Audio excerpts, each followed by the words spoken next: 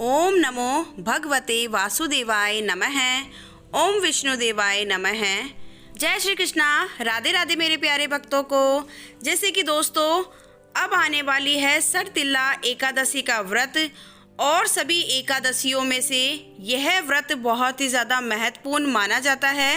इस एकादशी व्रत में भगवान विष्णु का पूजन तिल से करने का विधान है।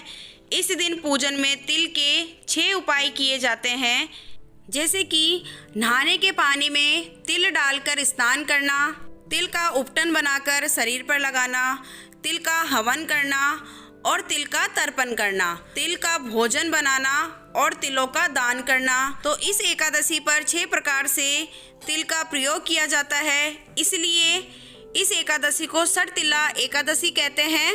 तो अब यहाँ से हम प्रारंभ करेंगे सड़तिल्ला एकादशी की व्रत कथा। एक समय नारद जी ने भगवान श्री विष्णु से यही प्रश्न किया था और भगवान ने जो सड़तिल्ला एकादशी का महात्म्य नारद जी से कहा सो मैं तुमसे कहता हूँ। भगवान ने नारद जी से कहा कि हे नारद, मैं तुमसे सत्य घटना कहता हूँ, ध्यान पूर्वक सुनो। प्राचीन काल में मृत्युलोक में एक ब्राह्मणी रहती थी। वह सदैव व्रत किया करती थी। एक समय वह 1 मास तक व्रत करती रही। इससे उसका शरीर अत्यंत दुर्बल हो गया। यद्यपि वह अत्यंत बुद्धिमान थी, तथापि उसने कभी देवताओं या ब्राह्मणों के निमित्त अन्न या धन का दान नहीं किया था। इससे मैंने सोचा कि ब्राह्मणी ने व्रत आदि से अपना शरीर शुद्ध कर लिया है, अब इसे विष्णु लोक तो मिल ही जाएगा, परंतु इसने कभी भी अन्न का दान नहीं किया, इससे इसकी तृप्ति कैसे होगी। उसके बाद भगवान आगे कहते हैं, ऐसा सोचकर मैं भिखारी वेश में मृत्युलोक में उस ब्राह्मणी के पास गया और उससे भिक्षा मांगी। वह ब्राह्मणी बोली, महाराज किस लिए आए हो? मैंने कहा, मुझे भिक्षा दो, मुझे भिक्षा चाहिए। इस पर उसने एक मिट्टी का ढेला मेरे भिक्षा पात्र में डाल दिया। उस मिट्टी के ढेले को मैं उसे स्वर्ग में लेकर आ गया। कुछ समय बाद ब्राह्मणी भी शरीर त्याग कर स्वर्ग में आ गई।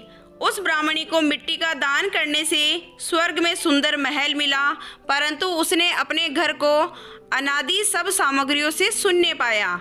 घबराकर वह मेरे पास आई और कहने लगी कि भगवान, मैंने अनेक व्रत आदि से आपकी पूजा की, परंतु फिर भी मेरा घर अनादि सब वस्तुओं से शून्य है। इसका क्या कारण है? इस पर मैंने कहा, पहले तुम अपने घर जाओ, देव स्त्रियां आएगी तुम्हें देखने के लिए, पहले उनसे सड़तिल्ला एकादशी पुण्य और विधि सुन लो, तब द्वार खोलना। मेरे ऐसे वचन सुनकर वह अपने घर गई। जब देव स्त्रियां आई और द्वार खोलने को कहा तो ब्राह्मणी बोली, आप मुझे देखने आई है तो सड़तिल्ला एकादशी का वर्णन मुझसे कहो। उनमें से एक देव स्त्री कहने लगी कि मैं कहती हूँ। जब ब्राह्मणी ने सड़तिल्ला एकादशी का महात्म्य सुना तब द्वार खोल दिया। देवागणनाओं ने उसको देखा कि न तो वह गांधर्वी है और ना ही असुरी है, वरन पहले जैसी मानुषी है। उस ब्राह्मणी ने उनके कथानुसार सड़तिल्ला एकादशी का व्रत किया।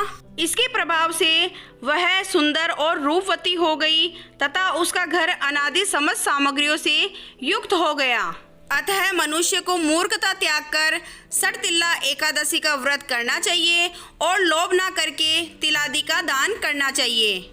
इससे दुर्भाग्य, दरिद्रता तथा अनेक प्रकार के कष्ट दूर होकर मोक्ष की प्राप्ति होती है। सड़तिल्ला एकादशी व्रत कथा की समाप्ति के साथ जय श्री कृष्णा। बोलो विष्णुदेवाय नमः।